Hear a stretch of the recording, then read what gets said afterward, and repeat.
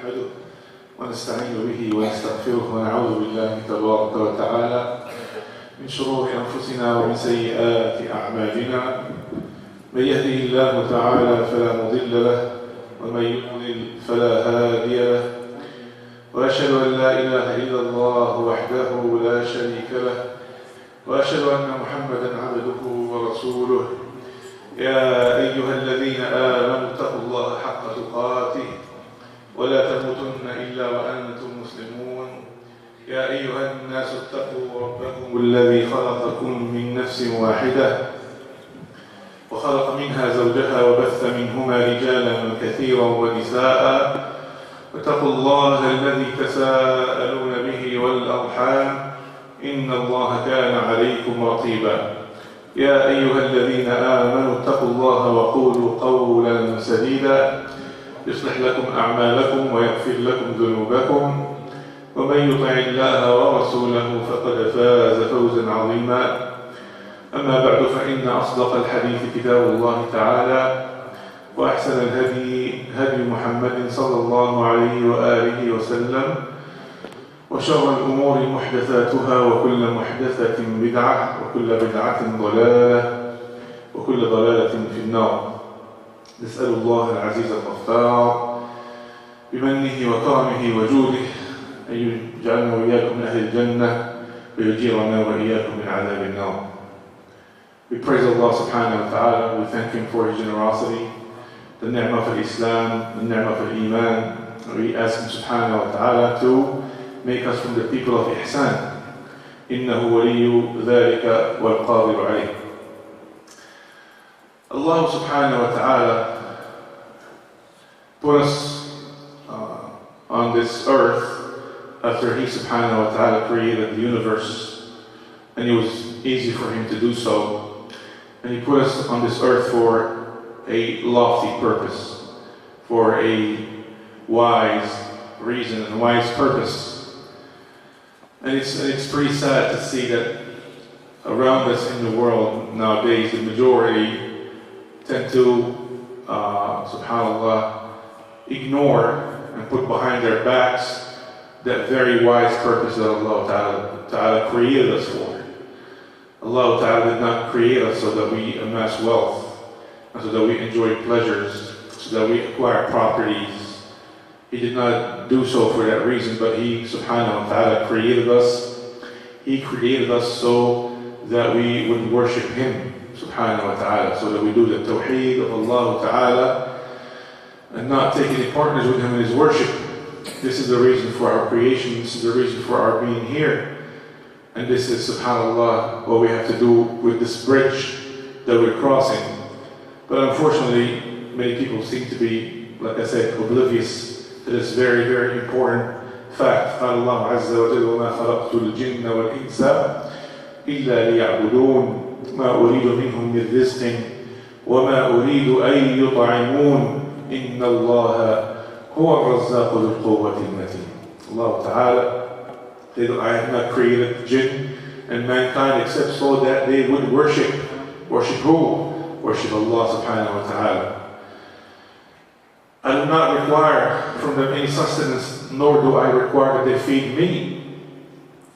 Verily Allah subhanahu wa ta'ala, who al-Razzaq, is the sustainer, bil-Quwwati al-Mateen, the one, the owner of the strength, the real strength, the powerful, subhanahu wa ta'ala. So Allah Ta'ala is in this ayah that in which He shows us the real purpose of our creation. Also, He is talking about something, subhanAllah, that occupies the majority of people from fulfilling that, the purpose of their creation, which is the sustenance and the food. So subhanAllah, Allah Ta'ala, it's amazing the fact that you find this in this particular ayah, and Allah is talking about Himself. Allah Ta'ala is saying, I don't need your help. I don't need you to feed me. I don't even need your worship, because your worship does not add to my kingdom one bit. But subhanAllah, He also put that sustenance and food in there, so to remind us, this is the reason. This is the reason that most of you turn your backs on my worship, because you're after your sustenance, you're after your food. And as I mentioned in the Khatira 2 days ago, Wednesday after we missed the lecture, and subhanAllah, what prompted this particular subject that I'm talking about is the fact that me and Brother Khamis, day before yesterday, we went to see this person, and I wanted to share with everyone. I already shared it with some of the brothers here on that day, but for the ones that were not here, a person who is on his deathbed, subhanAllah. A person who is a Muslim in essence, but it is clear the minute you enter the house, it is clear that this person did not live the life of a Muslim. And it's even more clear when you're talking to his children who are not children, they're older folks, because this man is 94 years old, and his sons and his daughter, they're like in their 50s and 60s. I felt like a real young man in there, subhanAllah. You can tell that these people, they have no clue. And wallahi, if you look at this person, he's breathing, but he's dead already. His color, the way his face looks, his cheeks are already way inside. All of that, all the signs are there. And he's not moving, he's not coherent, he's not doing anything, subhanAllah. And this person was very successful in the life of this world. He was a very successful physician, and he was a physician for a long time. The area where he lives, that's where most people dream of living. The view that he has from his window is a view that most people would dream of. SubhanAllah. May Allah subhanahu wa ta'ala give us in the Jannah. Absolutely, brother, absolutely. So, and this person, you see him there, lying there helpless, in that situation, in front of that nice view. And I sat down, started reciting the Quran, and subhanAllah, the only thing I could think of is how mundane and how low is the life of this world. How insignificant is the life of this world. He's a person that has everything that most people would dream of. But guess what? SubhanAllah, he had it for a short period, and he's leaving it. It's not leaving him. He's leaving it because it's either or. It's one or the other. The things of this world, they either leave you. We hear of people going bankrupt all the time, or you will leave it. You will leave it behind. And guess what? Who will get to enjoy it for a little while? Are your heirs or somebody else that is there to rip them off? SubhanAllah. So, you look at it, you look at the situation and say, SubhanAllah. This world, the life of this world, if we do not wake up and see it really for what it is, wallahi, this is a recipe for disaster. We have to always remind ourselves that we're all going to that direction, that our time is coming, But subhanAllah, we have to prepare ourselves. And I mentioned, we don't know the unseen, we don't know what this person did in his life, but you can tell, like I said, I mentioned in the Khatira 2 days ago, Allah Azza wa Jalla said in Surah Yasin, وَنَكْتُبُ مَا قَدَّمُوا وَآثَارَهُمْ. We write that which they put forth, they themselves put forth their deeds, وَآثَارَهُمْ, and the deeds of their traces. Who are their traces? Their offspring. SubhanAllah. قال النبي صلى الله عليه وسلم إذا مات ابن آدم انقطع عمله إلا من ثلاث صدقة جارية أو علم ينتفع به أو ولد صالح يدعو له. SubhanAllah. Prophet ﷺ said when a person dies, his deeds come to a complete stop except for three things. Sadaqah jariyah, ongoing charity, ilmun yuntafa'u bih, a knowledge of people, the knowledge of the deen that people would benefit from. And subhanAllah, the third one is a righteous son that will make dua for him, subhanAllah. And this person clearly, subhanAllah, Allahu a'lam, has none of that. When I finished reciting the Quran, and I told the brothers, the most amazing question was posed to me by his children, who are supposed to be. Their fathers are Muslim, and their mothers are Muslim as well. When we gathered from the conversation with them, they said, what is the name of that prayer they just did? What is the name of that prayer that you just did? What are they referring to? The Quran. The Quran, the Book of Allah, the last revelation sent to mankind, the Constitution sent to humanity, the most important book sent to humanity. These are the children of a Muslim. They don't know the name of it. We're not talking about, well, their Fatiha is a little weak, they don't know Ayat al-Kursi, they say Qul a'udhu bi rabbin nas with a big accent. None of that. They do not know the name of the Quran. As the brother, he was right there witnessing subhanAllah. What is the name of that prayer? Wallahi, this question really shocked me out. Wallahi, I went home sick in my stomach from it.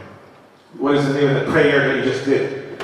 So I started explaining the Quran is the Book of Allah, Revelation, and we tried to give him some names. Alhamdulillah, good news. And the next day, we went to see them again with the brothers. Jazakallah khairan. We had Dr. Abu Bilal with us. May Allah reward him. And subhanAllah, I was pleasantly surprised to see that they have actually found, based on the instructions that I gave them, they downloaded the whole file of Mahir al-Mu'ayqi of the Quran. They're playing it for him, which is, alhamdulillah, it's already something. It's an improvement. But subhanAllah, what did this person do with 94 years? What did he do? What did he do? The real responsibility that Allah subhanahu wa ta'ala gave him, he did not take care of it. He was excellent at maybe everything else, but he failed at Wallahu a'lam. This is just based on our observation. Allah ta'ala knows best. This person could be better than all of us, or we don't know it. But based on our observation and what we saw and the way his family is, subhanAllah, the most important task that Allah ta'ala gave him and gave all of us is to live the life of a Muslim and make sure that this life of a Muslim does not end with us, and it's subhanAllah conveyed to our offspring and conveyed to people around us. SubhanAllah, he obviously failed at it. Wallahu a'lam. And also, subhanAllah, the fact that one of the problems that we encountered, this is very important, ya ikhwah, I was talking to the brother yesterday about al-wasiyyah. This is, subhanAllah, and inshallah we'll have a series where we talk about these things. Al-wasiyyah.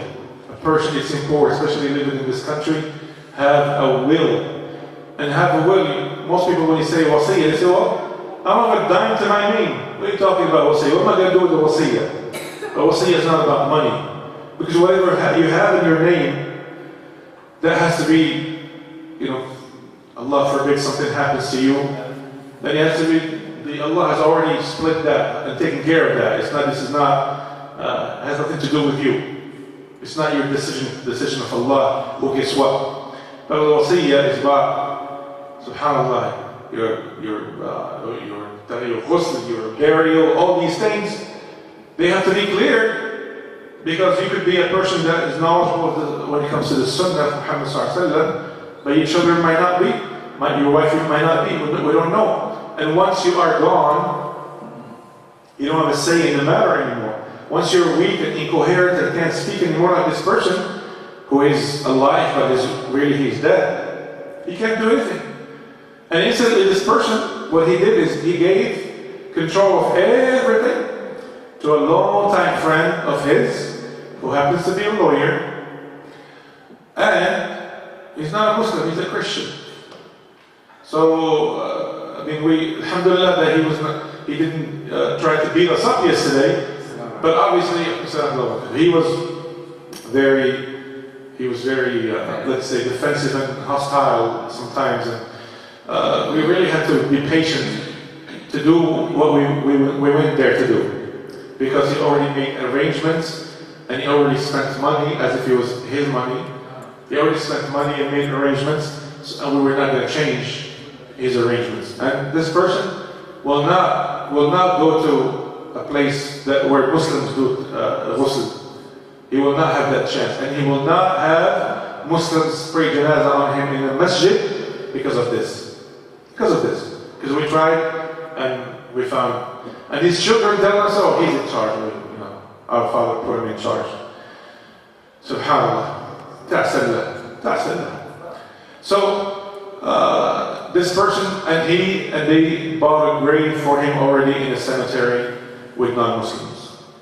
So obviously, subhanallah, this is a sad situation that we all have to think about, and we have to prepare ourselves for.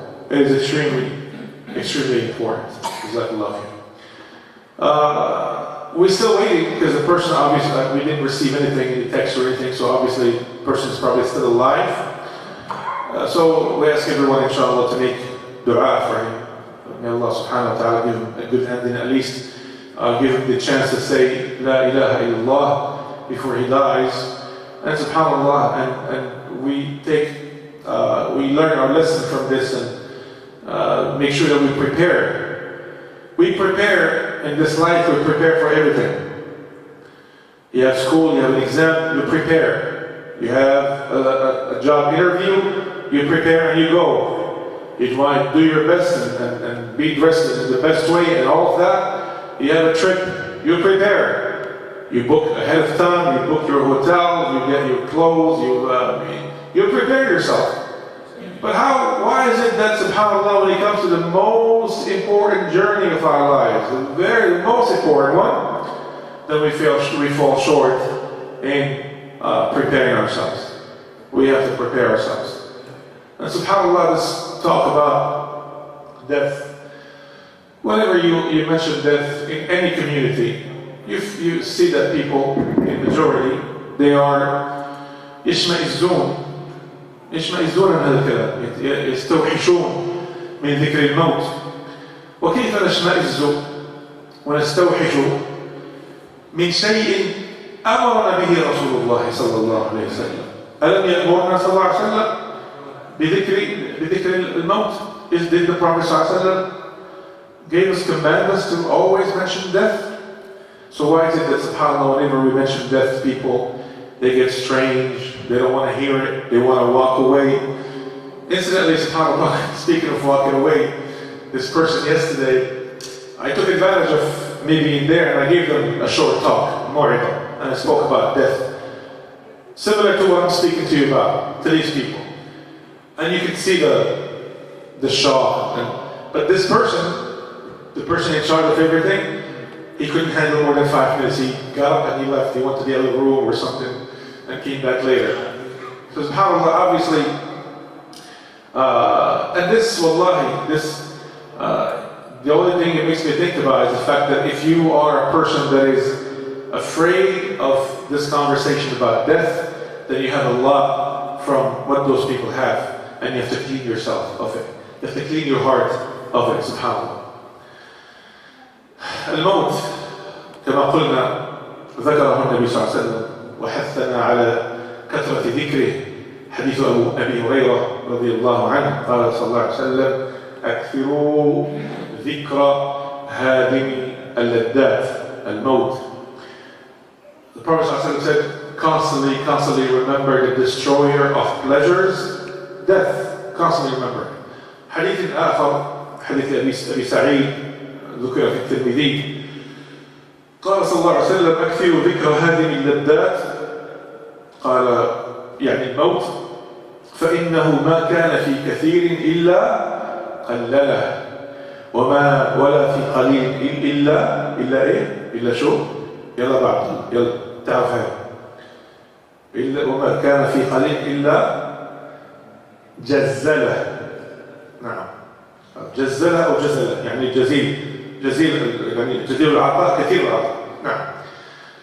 Prophet ﷺ said that constantly remember the destroyer of pleasures, death. For verily, whenever it is in a situation of where something is plentiful, it will make it look small and tiny. And every time it is in a situation where things are tiny, subhanAllah, it will make it look really big. Take the example of this person that I talked about.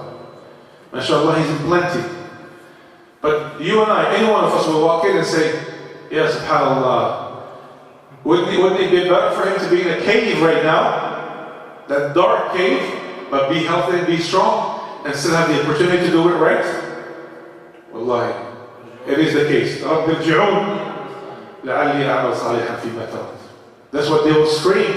They will be biting their hands and saying, my Lord, bring me back, take me back, bring me back, so that I might be able to do righteous deeds. Subhanallah, Subhanallah, Ya Allah. So the Prophet ﷺ said that every time death is mentioned, or is the idea of death is with a situation of plenty, it will make it look small, and when it's in a situation where things are small, it will make it look plentiful. And subhanAllah, when you find someone that is opposite of this person, living in a shack, has very small means, but subhanAllah, he is healthy, and he's able to do things, and he's able to worship Allah subhanahu wa ta'ala, then Allahu Akbar, his situation is far better than the other one. And look at the case of the Prophet sallallahu alayhi wa sallam. Allah ta'ala could have opened the doors of the dunya for him, and he could have gotten anything he wanted. Enough said that in the hadith of Ibn Umar, that's in the Sahihayn, قال ابن عمر ما لفظه قال بعث الله عز وجل لنبيه بملك ومعه جبريل فقال الملك يا رسول الله إن الله تبارك وتعالى يخيرك بين أن تكون ملكا وفي رواية ملكا مخلدا وأن تكون عبدا رسولا فالتفت رسول الله صلى الله عليه وآله وسلم إلى جبريل. لماذا التفت نعم كالمستشير يستشير مع معلمه، لأن جبريل معلم النبي صلى الله عليه وسلم، أليس كذلك؟ علمه شديد القوة جبريل عليه السلام، فالتفت كالمستشير فأشار له جبريل أن تواضع وهو سيد المتواضعين صلى الله عليه وسلم، فقال لا بل أكون عبدا رسولا. قال ابن عمر قال ما رؤي النبي صلى الله عليه وآله وسلم يأكل طعاما متكئا منذ أن قال تلك الكلمة. Ibn Umar said that Allah Ta'ala sent an angel to the Prophet ﷺ along with Jibreel. And the angel said to the Prophet ﷺ, Allah Ta'ala has given you a choice between being a king, in another narration, a king who will live forever, and being a slave and a servant of Allah. Oh, I should stop saying this servant thing. I did a khutbah in Melbourne, and I used the word servant.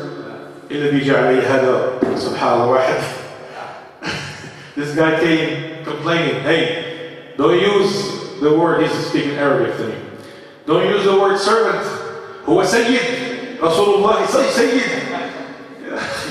نعلم هو سيد وسيدنا وتاج رأسنا وفوق سبحان الله. يعني التراب الذي داس عليه بقدميه أحسن منا، ولكنه عبد لله.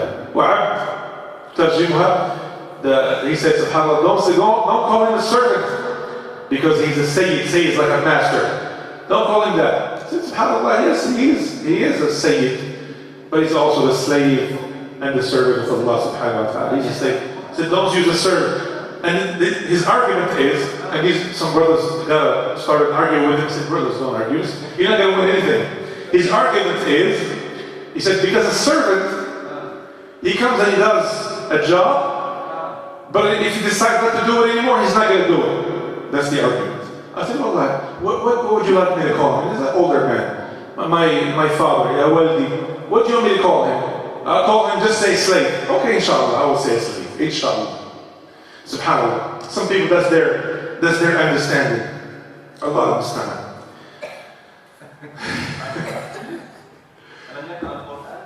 Allah قرأ يبدو عليه أنه قرأ. فسبحانallah. How did I jump to this story? What was I saying?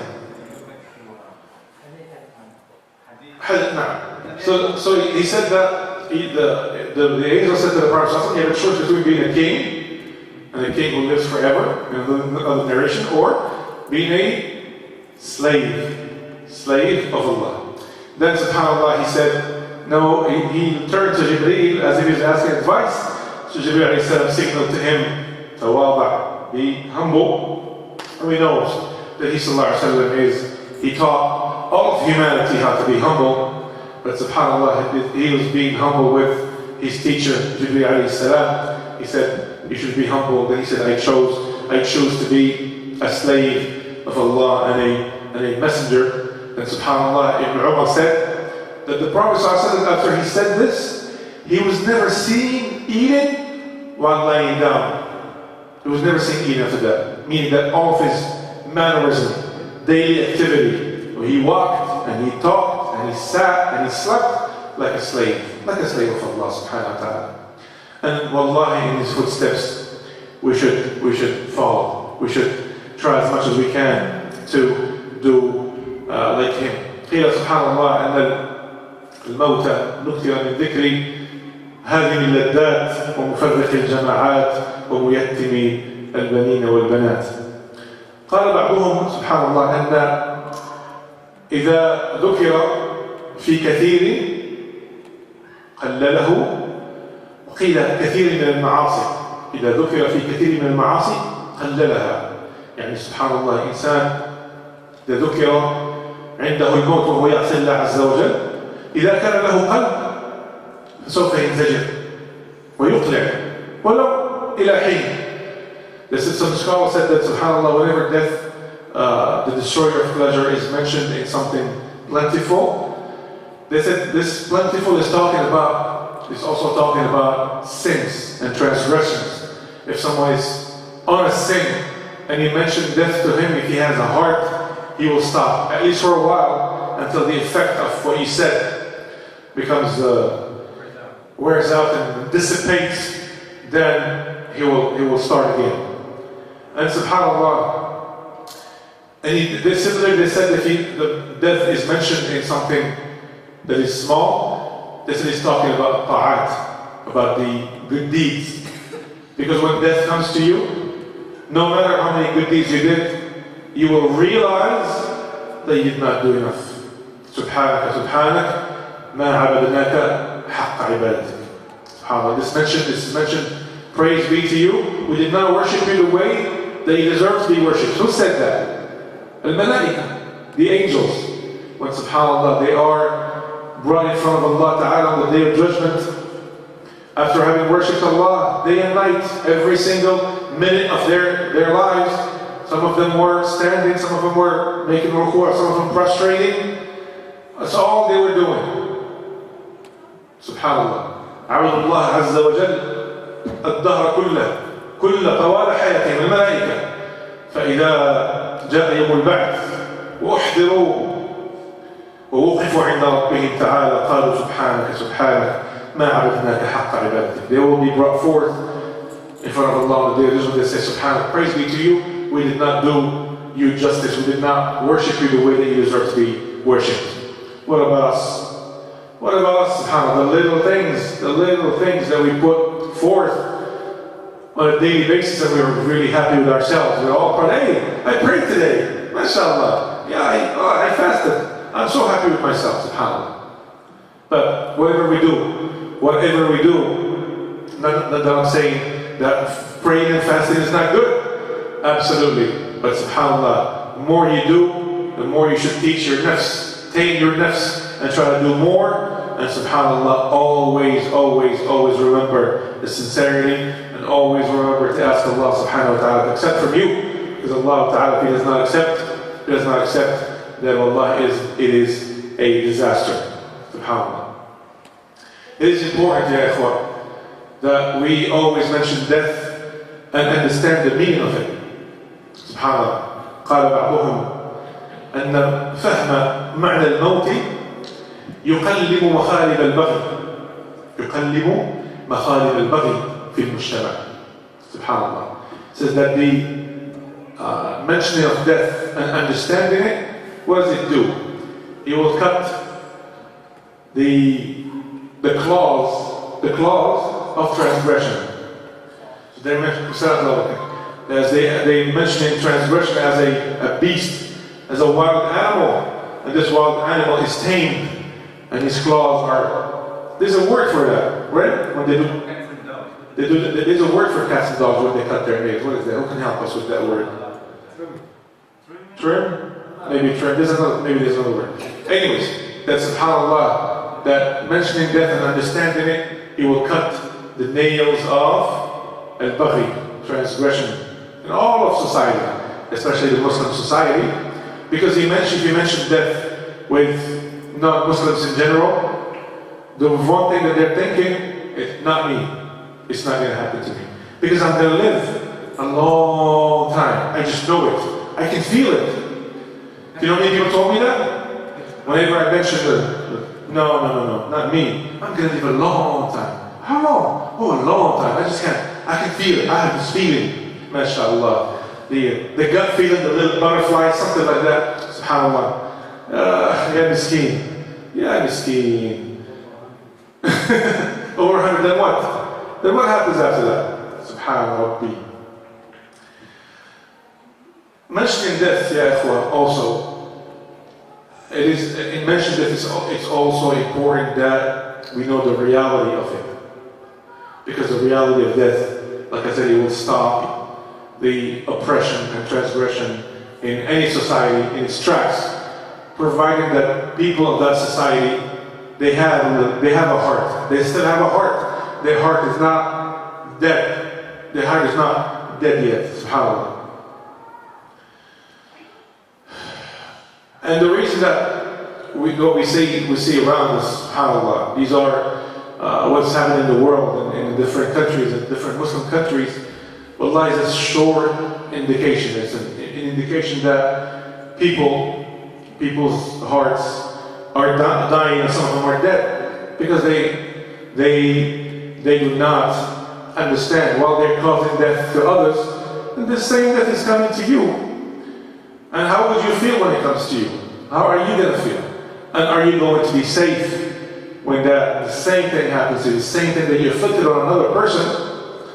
SubhanAllah. And the Prophet ﷺ had asked Allah Ta'ala among a few things that he asked, he said that, oh Allah, do not make that the bets, that subhanAllah, the tyranny of my people will be between them. And this is one of the dua that was not accepted from the Prophet ﷺ.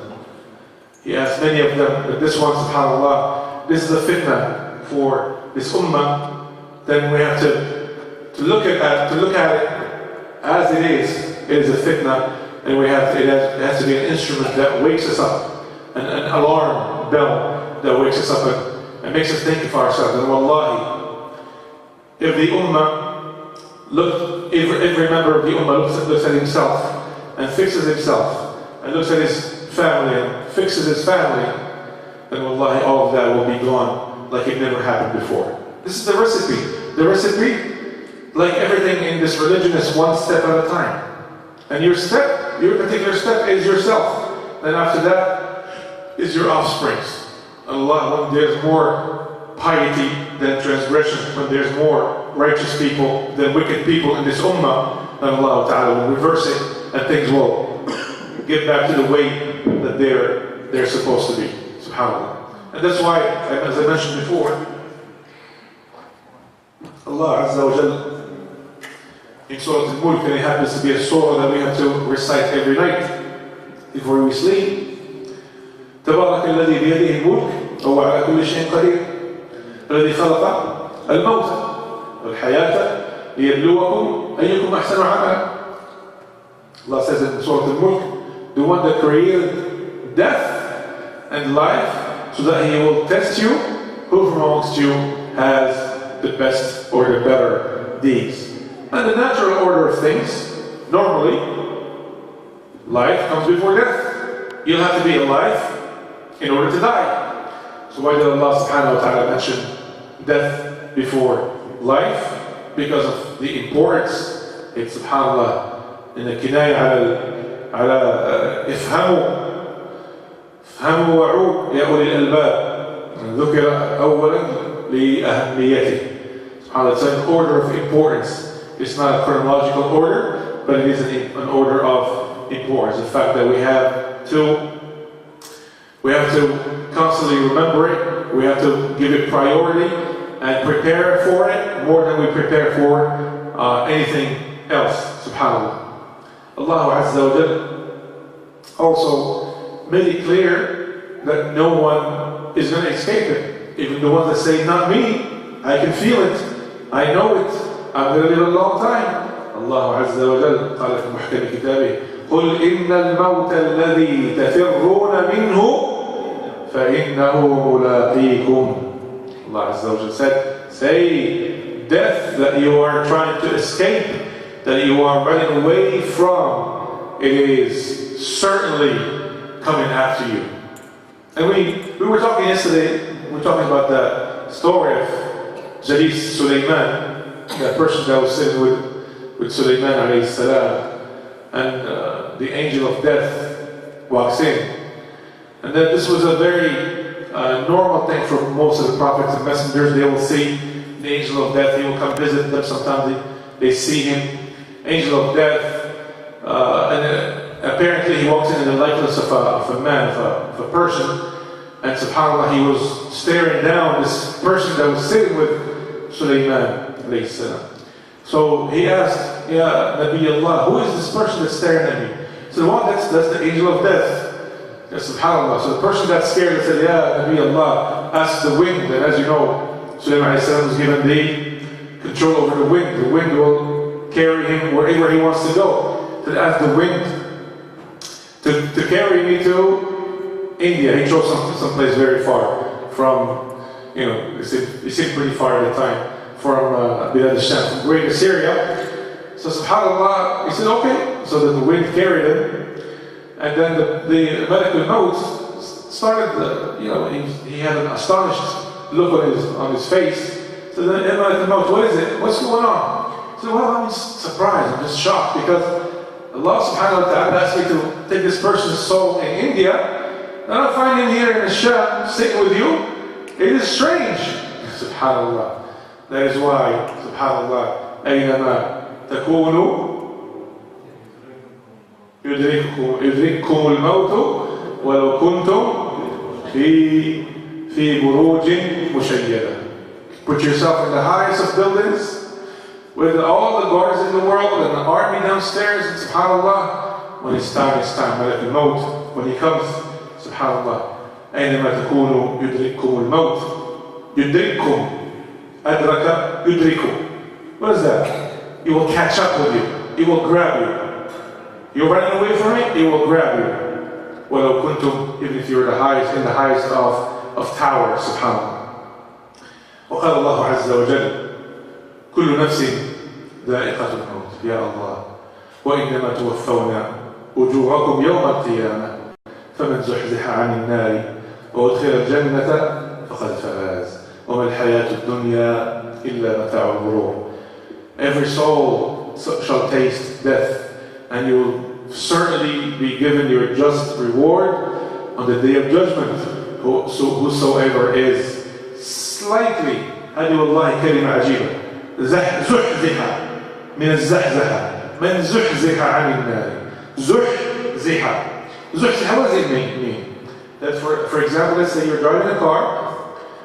You're driving a car, and then subhanAllah, you just let go of the gas for a split second, and then you saw that you were like inches away from hitting another car.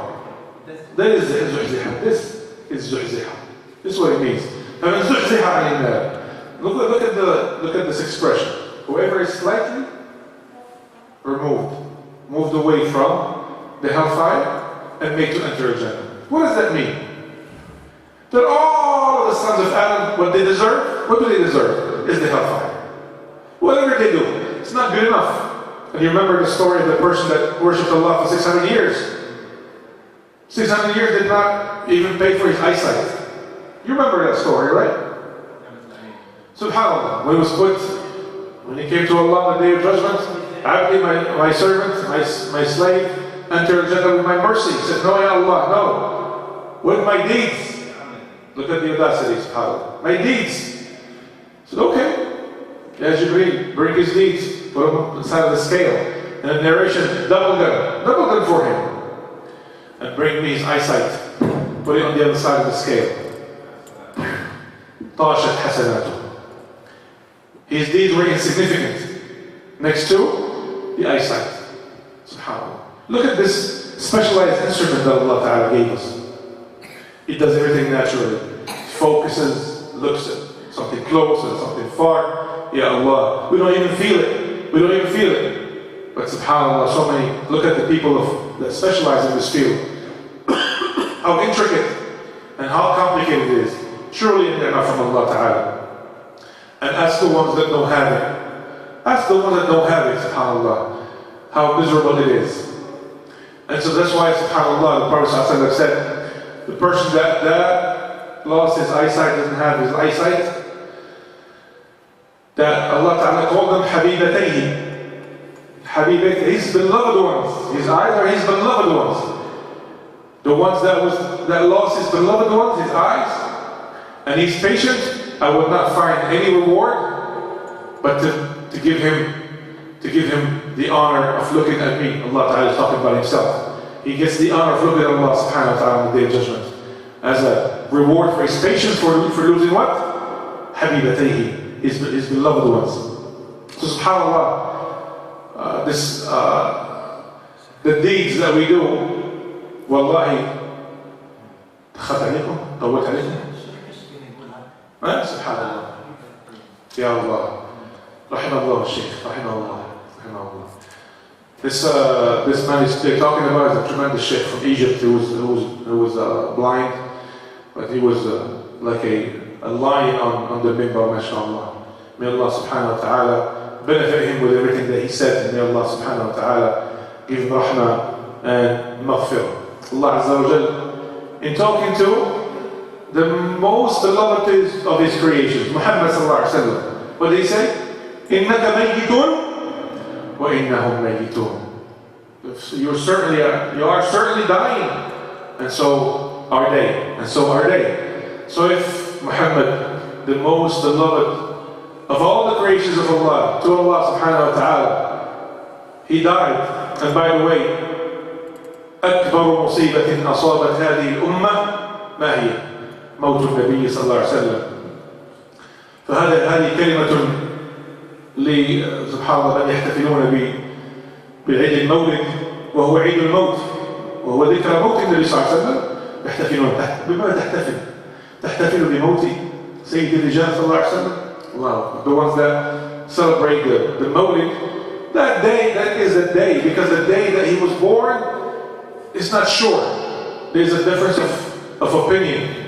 But the day that he died is that day for sure. So what are we celebrating? We're celebrating his death. It is the biggest calamity that happened to this ummah. Allah Azza wa Jal, وَمَا مُحَمَّدٌ إِلَّا رَسُولٌ قَدْ خَلَتْ مِنْ قَبْلِهِ الرُّسُلُ أَفَإِنْ مَاتَ أَوْ قُتِلَ انقلبتم على أعقابكم ومن ينقلب على عقبيه فلن يضر الله شيئا وسيجزي الله الشاكرين. Muhammad is merely a messenger, and many messengers came before him. So is it that if he dies or if he gets killed, you, subhanAllah, you do a 180, a 360, you turn your back on this deen, you get confused? Whoever does that, he will not harm Allah one bit, and Allah Ta'ala will reward ash-shakirin, the ones that are thankful. Thankful for what? In case of a calamity. Because if Muhammad sallallahu alaihi wasallam, when he died, there was a calamity. So we have to be thankful for, even for the biggest calamity that happened to this ummah, you have to be thankful for, subhanAllah. You have to be thankful for. I guess the production manager is doing his job. 46 minutes, huh? Ya Allah. Okay, inshallah. Inshallah. Jazakallah khair ya ghulam. Barakallahu fi. So subhanAllah, I was going to talk a little bit in details. I was going to talk in details a little bit about the soul and some intricate things about the soul. So what do you guys say? Will you do that next time? Or are you already tired of this subject? He's talking about death. أشمئزت قلوبكم؟ واستوحشتم؟ ولا ما شاء الله أهل العراق قاعدين ما شاء الله. شوف الله إن شاء الله تعالى يرحم موتاكم وموتى المسلمين إن شاء الله تعالى. So let us stop here إن شاء الله تعالى. We'll try to continue next time بإذن الله تعالى. And please make dua for that person that prompted this discussion, inshallah ta'ala. May Allah subhanahu wa ta'ala give him the ability to say La ilaha illallah before he dies, and to give all of us, inshallah ta'ala. And we ask Allah subhanahu wa ta'ala to give all of us a good ending, and to let us be from the people that follow the commandments of Allah subhanahu wa ta'ala and the sunnah of Muhammad sallallahu alaihi wasallam. We live upon it, we die upon it, inshallah ta'ala. Be resurrected upon it. قولوا قولي هذا واستغفر الله لي ولكم. سبحانك اللهم وبحمدك أشهد أن لا إله إلا أنت أستغفرك وأتوب إليك والحمد لله رب العالمين وجزاكم الله خير.